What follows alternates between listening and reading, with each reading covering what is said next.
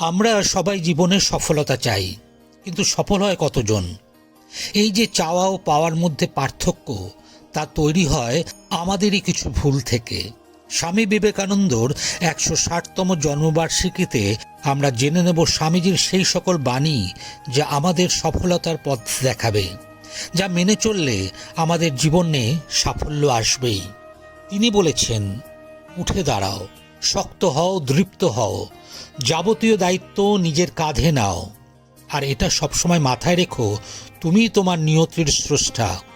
তোমার যে পরিমাণ শক্তি প্রয়োজন সবটা তোমার মধ্যেই রয়েছে। তোমার ভবিষ্যৎ গড়ার ক্ষমতা তোমার মধ্যেই রয়েছে। গোড়াতেই একেবারে বড় বড় পরিকল্পনা খাড়া করো না, ধীরে ধীরে আরম্ভ করো। যে কোনো একটা ভাবনা মাথায় আনো, যেটা তোমার মন প্রাণ চায়। সেই একটা ভাবনাকেই তোমার জীবন করে ফেলো। সেটা নিয়ে ভাবো, সেটা নিয়েই স্বপ্ন দেখো, সেটা নিয়েই বাঁচো। সেই ভাবনাকে বাস্তবায়িত করতে তোমার মস্তিষ্ক, তোমার পেশি, তোমার শরীরের প্রতিটি অঙ্গকে কাজে লাগাও। এই পথেই তোমার সাফল্য আসবে। তুমি যদি ভাবো তুমি ধনী, তাহলে তুমি ধনী। আর যদি তুমি ভাবো তুমি গরিব, তাহলে তুমি গরিব। তুমি বড় কিছু করতে চাইলে তুমি বড় কিছু করতে পারবে। তোমার ভাবনা, তোমার অনুভূতি, তোমার জীবন, তোমার শক্তি, তোমার জীবনের শক্তি। ওঠো, জাগো, লক্ষ্য স্থির করো এবং লক্ষ্যে না পৌঁছানো পর্যন্ত থেমে যেও না। সারাদিন চলার পথে যদি কোনো সমস্যার সম্মুখীন না হও, তাহলে বুঝবে তুমি ভুল পথে চলেছ। কোনো বড় কাজই কঠিন পরিশ্রম এবং একনিষ্ঠ কষ্ট স্বীকার ছাড়া হয় না। তুমি যদি পাওয়ার উপযুক্ত হও, তাহলে জগতের কোনো শক্তি তোমাকে বঞ্চিত করতে পারবে না।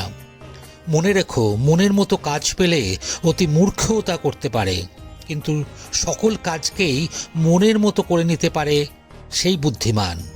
কোনো কাজই কিন্তু ছোট নয়। এমন কাজ করে চলো যে তুমি হাসতে হাসতে মারা যাবে আর জগৎ তোমার জন্য কাঁদবে। যতদিন বেঁচে আছো ততদিন শেখো। অভিজ্ঞতা হলো পৃথিবীর শ্রেষ্ঠ শিক্ষক। একটা সময় একটাই কাজ করো এবং সেটা করার সময় নিজের সব কিছুই তার মধ্যে ব্যয় করো। দুনিয়া তোমার সম্বন্ধে কি ভাবছে সেটা তাদের ভাবতে দাও। তুমি তোমার লক্ষ্যগুলোতে মনোনিবেশ করো। তুমি তোমার লক্ষ্যগুলোতে মনোনিবেশ করে দৃঢ় থাকো। দুনিয়া একদিন তোমার হবে।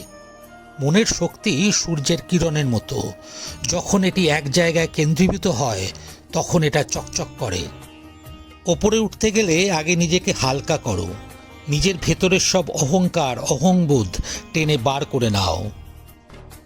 স্বামী বিবেকানন্দর এই সকল বাণী যদি আমরা মেনে চলি, আমাদের জীবনেও আমরা সফলতা পাব। ভিডিওটি দেখার জন্য সকলকে ধন্যবাদ।